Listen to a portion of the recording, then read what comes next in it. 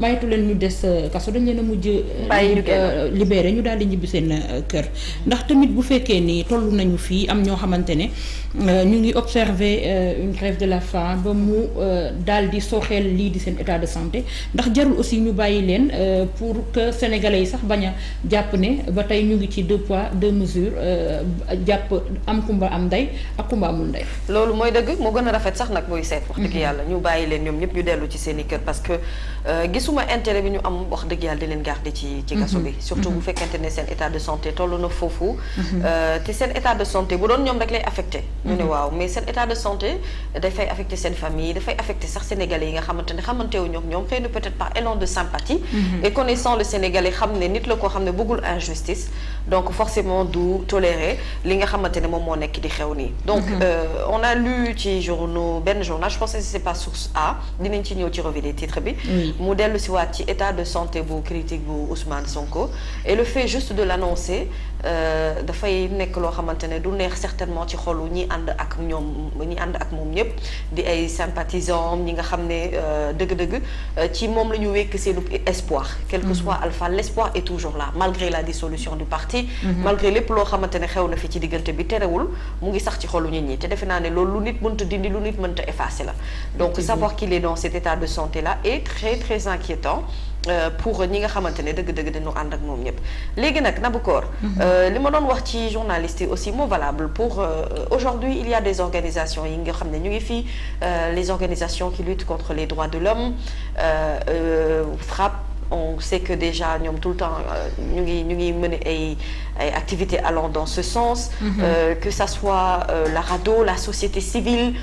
donc ñooñu ñëpp en fait c'est pas des gens qui doivent être spectateurs de ce qui se passe et quand je dis ne pas être spectateur ne veut pas forcément dire que dañu war a wàcc xeex wala toj non mais en tout cas il faudrait mener des médiations allant dans le sens ñu libérer ki nga xamante ne moom mooy en fait il faut poser des actions concrètes. Ce qui se passe, c'est qu'aujourd'hui, quoi qu'on puisse dire, la vraie question, moi, est-ce que le système de communiquer, est-ce que ça marche? Très bien. Non, je ne pense pas que ça marche. Les gens vont lire, après nous tegee ko de côté.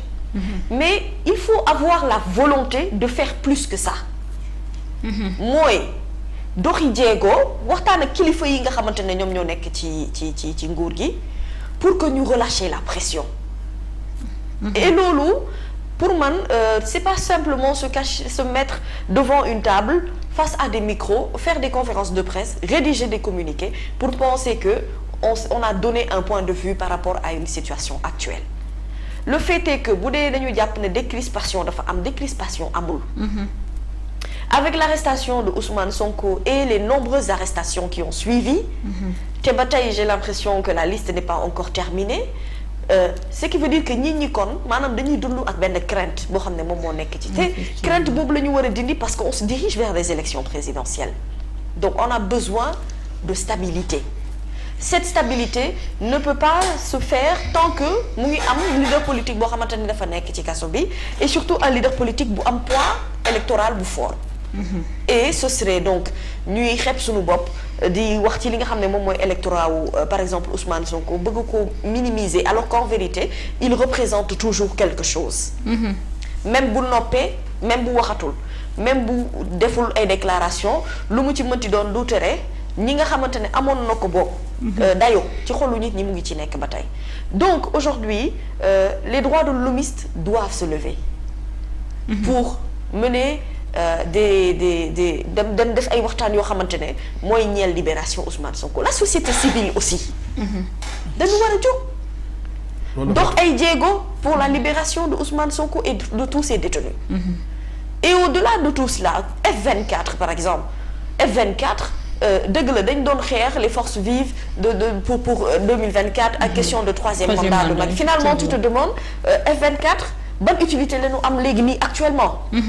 bu fekkente ne candidat xeex bi yëpp candidature Macky Sall la woon te le président de la République Macky Sall ne va plus se présenter donc finalement ces forces vives là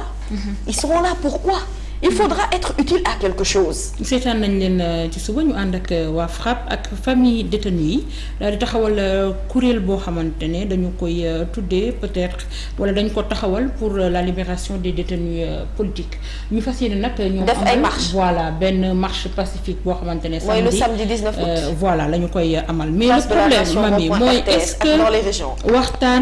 waxtaan bi ça a toujours porté ses fruits parce que bu ñu gisee ni peut-être moyen bi nga am pour mën a wax li la metti wala pour naqarlu yépp dañ la koy daanaka tëjal boo déposer une demande pour pouvoir faire une marche ñu daal la koy tere. Finalement ndax waxtaan wala médiation bi dina mën a am bu fekkee kenn ci ñoom amul loo bàyyi ajaratu. waaw c'est-à-dire que oui ta question est pertinente parce que c'est vrai que ñi ñuy gis en tout cas ci ay leaders politiques la ñuy wax. ñoo xam ne dañuy bëgg def conférence de presse peut-être ñu tere leen ko gis nañ ko fii ci réew mi. seen manifestation bi ñuy organiser le samedi 19 août ak itinéraire bi nga xam ne moom la ñu tànn je me demande est-ce que dinañ am autorisation pour def ko. Donc est-ce que dinañu am. autorisation pour def ko. loolu c'est la grande question boo xamante ne dañ koy poser parce que pertinence li ngay wax nii dañ fi seetlu. ay manifestations yu bari yoo xamante ne jàpp nañ ko te mujjut a sotti. le même samedi j'ai vu d'autres itinéraires dans quelques régions du Sénégal yoo xamante ne moom la ñu décidé ce qui veut dire que instant bi marche bi di am Dakar am na yeneen manifestations yu am dans les autres régions est-ce que dinañ leen ko nangul loolu aussi beneen question boo xam ne ñi dañu koy poser wu mais gis nga Nabou Cor moi je dis que aujourd'hui quoi qu'on puisse dire. ñi nga xam ne ñoo regroupé wu autour de ces organisations là il y a de grands noms yoo xam ne ñu ngi ci biir xanaa Oustaz Diaga kilifa gi am na ci ñenn ñu mu rus. am na ci ñenn ñu mu rus xanaa ci waxtaan ak ci non c'est-à-dire au-delà de poser des actes allant dans le sens de une manifestation pacifique et c'est leur droit le plus absolu dans un état démocratique. bu fekkente ne am na loo xamante ne bëgg nga koo kaas wala bëgg nga cee dox ñaxtu ñu autoriser la ko encadrer la ko nga délivrer ce message comme il se doit. Et puis ku ci nekk tasaaroo ñibbi këram parce qu'on a vu des manifestations pacifiques dans ce pays yoo xamante ne dara xewul pëna tàkkul sagar xeeñu donc ki nga autoriser kooku wax dëgg yàlla war nga koo mën a accompagner ba mu yegg ci itinéraire am def li muy def ci wàllum déclaration après su paree nag ñëpp tasaaroo ñibbi les gens ont cette maturité là. Vraiment cette maturité politique et ce sens de la responsabilité am nañu ko est-ce que dinañ leen ko accorder ci contexte bu ñuy wax ne dëkk bi nag dafa am ay attentats terroristes yu fi am loolu itam c'est beneen question bu ñuy posé wu la. Mais je dis au-delà de tout cela il faut que ñoom ci seen jëmmi bopp ñu entamer une démarche allant dans le sens de si tu veux même utiliser le terme négocier la libération de Ousmane Sonko mu génn ci kaso bi ak détenus yi nga xam ne ñoo nekk ci kaso bi yépp. parce que Ousmane la ñuy waxtaanee mais lim gi topp ci ginnaaw bi nga xamante ne ñu ngi ci kaso bi lim boobu dafa jéggi dayoo Nabou Cor. lim boobu dafa bari te loolu bokkul ci li nga xam ne moom mooy stabiliser la situation actuelle du pays. donc li Oustaz Diaga di wax rek Nabou nga wax ko Papa Assane wax ko ñun ñëpp ñu bokk di ko waxandoo tous les jours mooy ne dëkk tant que ñu ngi am jàppe gu taar gi jëm ci wàllum lu mu ci mënti doon bokkul ci li nga xam ne dafay jàmmal réew mi. bokkul ci li nga xam ne day dalal xelu aussi ñi nga xamante ne ñoom ñoo fi nekk c'est vrai que aujourd'hui ces vagues d'arrestation peuvent faire peur à certaines personnes yi nga xamante ne li mi dañ naan non man duma ci dugg parce que léegi dëkk bi boo nee prip lii fekk la ci waaye nag boo xasee ba dugg ci organisation boo xamante ne amaana ak loo mënti xeex injustice bokk na ci li nga xam ne mooy sa cahier de charge donc da nga war a gën a fësal sa bopp par rapport ak xeex boobu nga xamante ne mu ngay teg allant dans le sens de discuter poser des actions concrètes et mettre surtout la pression pour que ñu libérer ñi nga xamante ne ñoom ñoo nekk ci kaso bi jiite ci ki nga xam ne moom mooy Ousmane Sonko parce que moom c'est le leader politique bi nga xam ne situation bi mu nekkee nekkul lu neex vraiment dëgg-dëgg nii njabootam ñii famille am nii ñi nga xamante ne ñoom ñoo ànd ci ginnaawam yépp topp ko def ko seen numéro 1 ak seen choix politique ci li nga xam ne moom mooy élection yi ñu jëm. D'accord. waaw ayca. man mi dafa am lu mu wax. dañ la société civile. dama bëgg ñu changer ko def ko sage de civil. sage de civil. sage de civil ay sage ay mag. d'accord de civil mais pas toute société. parce que boo ko xool dañuy manqué charisme. gi nga kilifa ku mel ne état booy wax moom. dafa am jëmm yoo xam ne da leen di respecté. mais yow it da nga am formation éducation ba li ngay comporté woo ci kilifa ngay wax ak moom ba mu am naw loolu ba xam day diggu li nga wax ba pare jomb solution mën a am. société yu njëkk yi ma xamoon ay mag yoo xam ne ay administrateur la ñu woon ay kilifa la ñu woon bu ñu soloo ba toog rek nga xam ne ñii am lu ñu moo xam ne bi ñu bëgg dañ ko am mais koo xam ne bi sol loolu la neex lu la comporté loolu neex état dafa am loo xam ne bii surtout kii fi nekk du Ablaye Wade kii du mag kii xaleel comme ñoom dafa am loo xam ne boo ñëwee moom dikk la ko lu mën boobu dana toog diglu la mais da lay xoolee kii kan la kii ba kan la mo société civile bi boppam ñenn ñi da ngay dem ba yaakaar ci yow ñu yolle ko utal la poste boo ñëwee au lieu nga wax R nga naan E parce que xam nga ko waral la taxoon la soxla nit ñi yow doo tax ko wax ñi bi ñi moo ko wax moo tax ma ne nag il faut mu ay sages yu bees Sénégal moo xam ay arabisants lañ y a des imams y a des administrateurs yu liggéeyoon ba bàyyi mais nañ jóg ngir seen réew parce que foo lay toll moo tax ma ne le président foofu mu am xoolal ay ñu koy xelal ci diine ak ci aada ak dëkk bu nekk nga xam ne ñii seen maama fi nekkoon fi jaraaf nga tànn ci ñum kenn état su ko mën a kat tàllal ni mu tàmm ni mu jëlee au conseil de la république xam nga lan yooyu muy nommé à part Sénat ak kii député bi jox kii Aminata Mbengue Ndiaye la xom ak Amadou ak kii Abdoulaye Bakhoum kii ne ko Fouta mais yow pourquoi mun ko jël ci biir diggu ci lébu gi dem ci jaraaf yi dem ci imam yi composé leen ne yéen laa bëgg ngeen nekk tame dëkk bi tame bi maanaam loolu am jiitu leen wax ma déglu ko mais ak honorable bokkut mais réew dañ koy tàggat ci ay nit ay qualité nit mais li ma gis ni réew mi demee nii avenir ëllëg yi mooy suñu seen yi ñëw ñu am noor am problème benn amuñu koo xam ne bii réglé wuñu ko ci mu yor réew réglé wuñu ko bi maanaam amul enquête moralité ban soow la nàmp ban jikko la am kan moo ko yar nu mën a mel ndax as gor la ndax doye am na doye di loolu moo am ci armée am ci société civile am ci imam yi moo tax Sénégal gii ma gis buñ ko ndëppalootu ci diine xool ay qualité nit loolu président mën na ko nag na xool dëkk bi yëpp kër goo gis ñu ñëpp a baax am na ko xam ne doye di la mi ña fa baax tànnal kenn ki tànn ko doye di gi ndax ki baax ki mooy orienté ki doye di ki loolu moo tax fii ne sabar boo xool Sénégal sabar bu tas la chaque jour ngi dégg ñu ni rey na nit ma toog ne Sénégal ba ma xamul nit noonu parce que dañoo rax ñi jàngale diine jànguñu diine ñi jiite mënuñu firi ñi xutba xamuñ di fi actualité état dafa ñëw nomee rek mu xool na ndomba tànk bi garde corps bi motaar bi bu demee ba mujj Sénégal ñeneen ñoo jëm muucu li fi nekk yóbbu ko bàyyi ñoo ko sagar léegi nag mu toll mooy société civile ba ma xamoon ak bii dootul benn kon société civile ba tey mën na nekk M24 M nanga mën na nekk mais dañuy xool qualité nit ñi seen charisme seen ni ñu comporté ni ñu soloo ndax Sénégal nag fa bokk ci culture déguisement mais sama si wax ñàkk teg yow su ko defee bu na waxee kii daf ma yëpp non yow mun a parce que àll lay waxee parce que amul mag bu koy doosé ne ko yamal loo tax moo tax nga ko maanaam président Ousmane Sonko na lay ay mag di dar am na xam nga ne ko moom am nay mag nag jàpp nañ leen ok xam nga am nay mag yi Pastef te dañ leen arrêté mam yi arrêté am na ci ñu ma ci gis ñoo xamante ne actuellement dañu ko placé sous mandat de dépôt doo dégg man ay mag xam naa mag instant bi ko yàpp am na mais am na mag yoo xam ne bii ñu ngi seen kër toog ay ancien impôt domaine yoo xam ne ñoo ko jot ci métier bi ancien commissaire ancien entrepreneur ancien gouverneur ancien ambassadeur am na expérience ci côté yi ñu ci àdduna ñooñu léeg-léeg du ñëw ci staff da ngay toog ak ñoom léeg-léeg nga loolu fa sàcc leen ñëw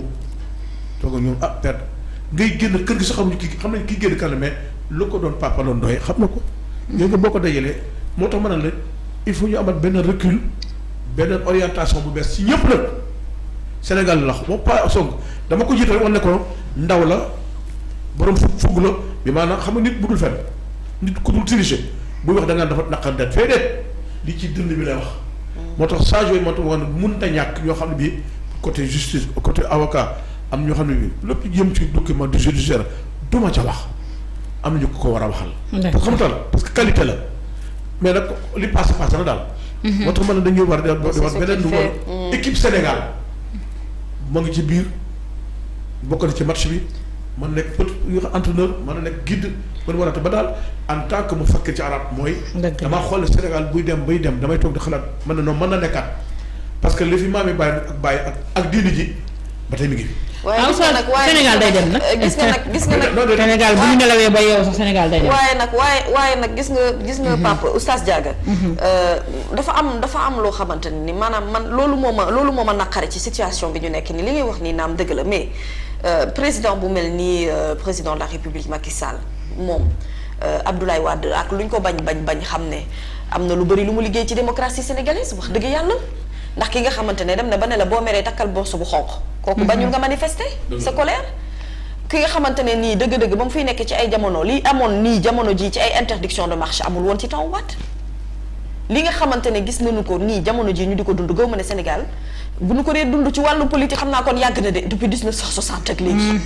donc depuis lors dafa am lu bëri loo xamante ne maanaam dañu ko seetlu ci régime bi te amul woon ci yeneen régime donc loolu boo déggee ñu naan Sénégal dafa am recul démocratique ba ñu di poser question sur l'état de la démocratie du Sénégal c'est parce que fi ñu yegg actuellement nii moo tax réew nag moom ñëpp mënut a ànd ak yow day am ñuy ànd ak yow am ñu farul ak yow te itam génération bu nekk ak ni nga xamante ne dañu koy indi ci wàllu idée ak ci wàllu opinion ak wàllu façon de faire il faut l'accepter te xam ne c'est le cours normal des choses surtout bu fekkente ni nit ñi dañu la xeexal wala participer ca ba ngay xeex yow pour que nga mën a falu tey wax dëgg yàlla boo faloo nag xeex mënoo koo bañ te xeex boobu mën na bañ a nekk dans yenu xeer toj ak yeneen ci je suis contre ça mais mental bi maanaam dans le débat d'idées dans le débat contradictoire ça on doit l'accepter on doit aussi accepter kenn ku ci nekk nga bénéficier wu ci li nga xamante ne moom mooy sa droit politique ba mu mat mooy ne nga jóg ne man nii am naa lu ma war a naqarlu am naa lu ma war a kaas am naa lu ma war a wax maa ngi bind autorisation kilifa gi pour que mu may ma date sàngam ci waxtu sàngam bëgg naa jël bi ne itinéraire bëgg naa ñu encadrer ma pour que ma mën a def benn marche pacifique kay mooy paix pacifique fu mu am mooy jàmm laa ciy dox jàmm rek laa ci bëgg je veux juste faire passer un message boo xam ne ça va passer par le biais des médias pour que nit ñi mën a comprendre ne ci position nangam lii moo si sama gis-gis wala lii laa ciy kaas wala lii laa ciy naqarlu et pour appuyer li nga xamante ne loolu ngay wax fii mosuñu fi autoriser marche pacifique et que ñu gis ci ay dérives wala ay yàqu-yàqu wala ay toj-toj loolu mosul am souvent bu amee marche wala manifestation boo xam ne bëgg nañ ko def ñu autoriser ko dañuy dem def ko ci jàmm daal di ñuy vote ci jàmm c'est ça est-ce que sax du solution pour que ñu bàyyi jeunesse bi ñu dégg leen parce que jeunesse bi li muy réclamer mam yi du leen lu dul dañoo bëgg ñu dégg leen dañoo bëgg wax ñu dégg leen te buñ leen déggee ñu jëfee li ñu wax parce que tamit tey ndombo tànk boo mën a am ci réew mi seen jeunesse ñoo la koy jox ndombo tànk boo mën a am ak loo mën a liggéey jeunesse bi nga koy liggéeyal alors ñi ngay liggéeyal tey dañu soxla dañu bëgg a wax dañu bëgg a génne li nekk ci ñoom mais may leen li nga xamante ne opportunité boo xam ne mën nañ fa jaar pour wax li leen metti et je pense que c'est pas trop demandé pour dire vrai yaa sëy waaw ñu dem ci beneen moo ko tënk xam nga normal fi wax ni dëgg la waaw ñu gaaw ñu dem ci beneen koo nekk dama yàlla baal kii koo xam ne bii parce que peut-être avec bon ñu naan respect laay wax sax. waaw dëgër bopp. xam nga dëgër bopp mooy li ma wax dana am li ma def danaa ko def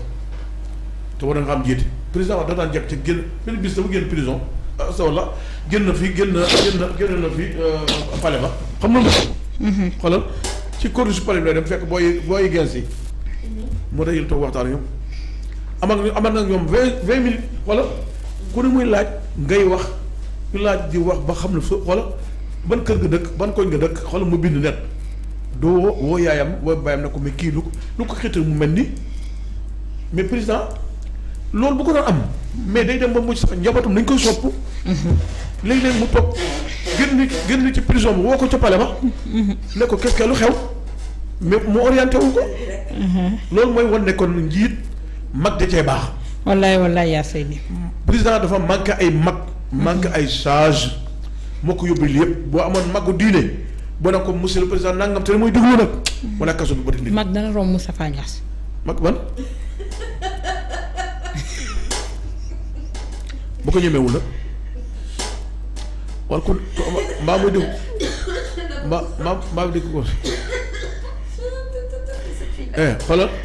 président Moustapha Niasse dama waxee ba sama ci dialogue ba pare def na bindal président la wax ndeysaan ma bind jox mu ne jox naa ko fa laa yem macha allah te nag ay xalaat rek la barke Mouhamed ay xalaat rek la wallahi xam nañ ko président nooy def xoolal ma xelal la ci kaw. ñi ci kaso bi mën nga ne la génne ñi am bor nga fayal leen. président ñi ci nekk ci njabootu am nañ location ñi ko tëj nga leen. président imam yi nga xam ne ndeysaan ñi ngi feebar bëggoon na jiite ndax ñàkk ordonnance man cadre boobu la daan jàppale Ablaye Wade ci kaw ñu fexe nit ñi dund am jàmm. léegi nag bu ko neexee comme moom ma yàlla baal nañ dem rek. yàlla baax na yaa Seydi alors dañuy dem nag très rapidement ci ponk actualité yi nga xamante ne moom la ñu nar a waxtaanee dañuy delluwaat ci Barsaq mën nañu ne daanaka jamono ji li ñuy wax ci Barsaq bari na lool. li nga xam ne ñu ngi koy tudd ci limu doomu aadama ñu ñàkk seen bakkan ci géej gi ça n'a pas servi de leçon démb